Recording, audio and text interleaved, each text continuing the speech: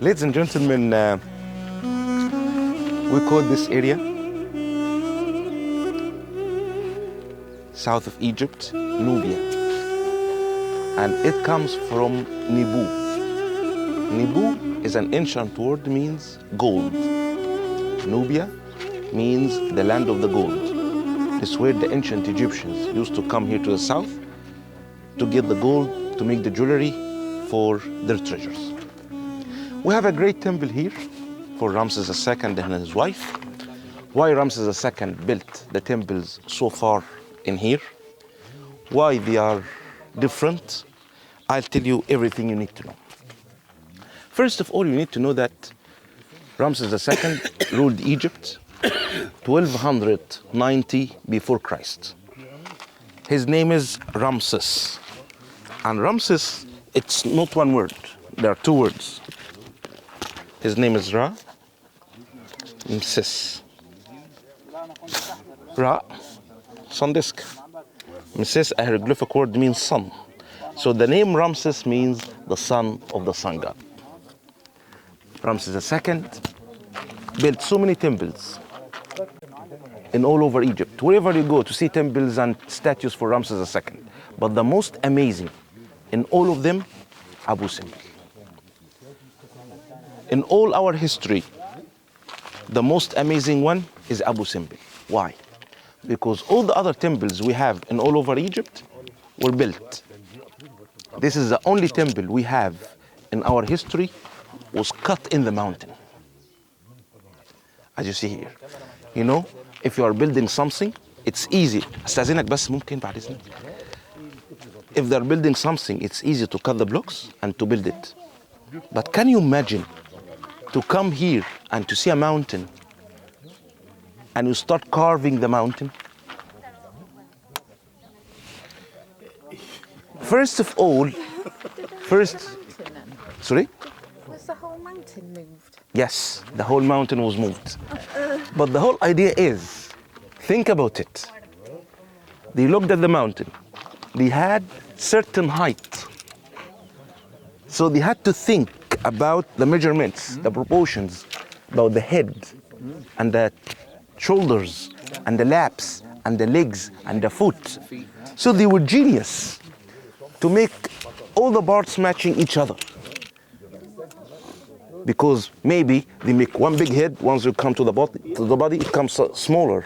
Or the feet will be much smaller. They don't have enough space.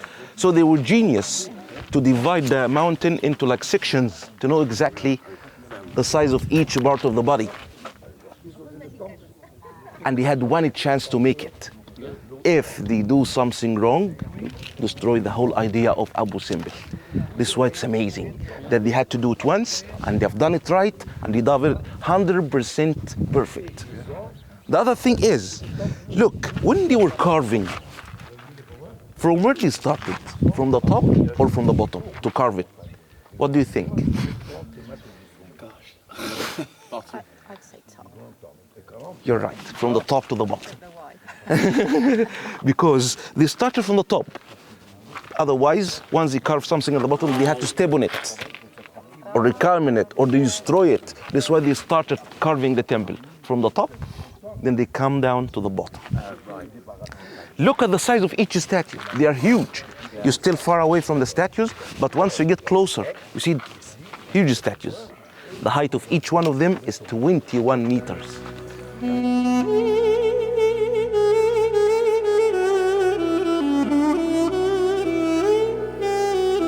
To show how much he loved Nefertari very much, he built the temples in her homeland in this area to show her people how much he loved her very much. The other reason, they say that some people used to attack Egypt from the south. So he imagined by making a huge temple and the statues here, once they are coming to attack Egypt, they look at the statues, they're scared, they get scared, they say, okay, no, he's a very strong king, so they run away. One more reason, they believe that Ramses II wanted to make himself as a god. And he couldn't do that in Luxor or in Aswan because of the power of the priests. So he came here far away from the power of the priests in this area, and he represented himself as a god, as you will see inside the temple. Why Ramses II loved Nefertari? Why she was so special for him? Why she is the only queen that her king did something for her? Because one day she saved his life. They say that one day the Syrian king was coming to attack Egypt. Ramses II knew that. So he moved with his army to meet the Syrian king. On the way, the Syrian king sent to King Ramses II 2 spies, telling him, King Ramses II, when our king, the Syrian king, knew that you are coming, he ran away. But that was a trick, because the Syrian king was waiting for King Ramses II behind 2 mountains. Once King Ramses II moved quickly, the Syrian king surrounded King Ramses II and fought him. And that was the first time that King Ramses II fought by himself. Because on all the other battles, he used to sit away from the battle, giving the soldiers and the generals the instructions. You attack from right, you do something from the left, from the middle. But that was the first time that he fought by himself. At the time, his beloved wife Nefertari knew that. So quickly, she sent a message to the queen of Syria telling her, please, they will kill each other, our kings. Let's do something. Otherwise, they will kill each other.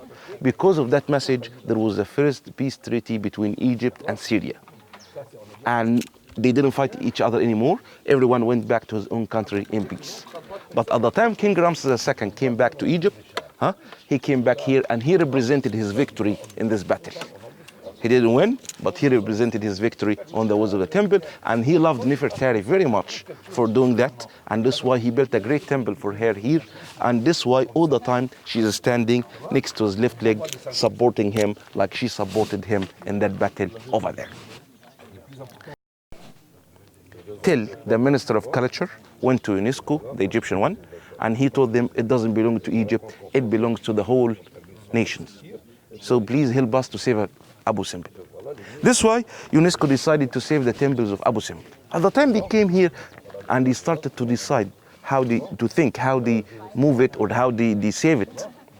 They had some ideas. The first idea, they said, okay, let's build a dam in front of the temple to protect it from the water. But they said, this is not a good idea because people had to come and to see the temples. The other idea is, let's build a glass dome to protect the temple from the water, and people can sail in like sailing boats around the temple. I said, no, it's not a good idea. The other idea is moving the temple to a higher place. But how they will do that? They had to cut the temple into blocks and move it and rebuild it once more. They said, okay, we can do it. When they started to study to do it, they had one challenge. They found something. They said, if we start cutting the temple, it's hollow from inside. Once we start cutting the facade here, everything will collapse. And we'll lose the temples of Abu Simbel. So engineers had to come, and technicians, and they were doing studies till they find another idea. They had to pile sand inside, fill it with sand, because the sand will support the side wall and the ceiling and everything. After they filled it with sand, they made tunnels and start cutting the roof. They used 2 kinds of saws, electric saw and hand saw. And the cut in each block, not more than 3 millimeters. They cut the whole temple, the 2 temples, into 1,042 pieces. And they started to do that 1964, exactly.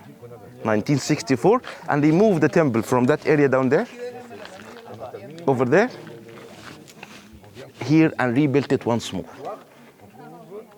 You know, without making one mistake, except one thing, they couldn't do it exactly like how the ancient Egyptians did it. What happened? Once you go inside the temple, at the end, you will see 4 sitting statues. Ra-Haracht, Ramses II, Amun-Ra, and Betah, the god of the underworld. Twice a year, when the sun rises, on the 22nd of October and the 22nd of February, the sun rises on the facade of the temple through the entrance on the 3 statues, not the 4th one. As I'm telling you, how the ancient Egyptians had to measure that.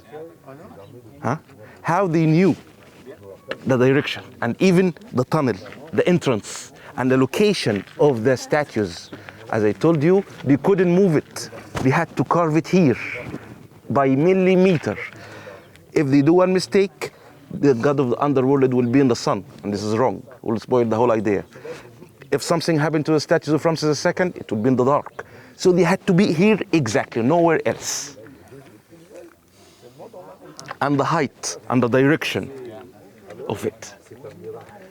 So twice here, as I'm telling you, 22nd of October and the 22nd of February, the sun rises on the three statues. They found that 22nd of October is his birthday, the 22nd of February is the coronation day of King Ramses II.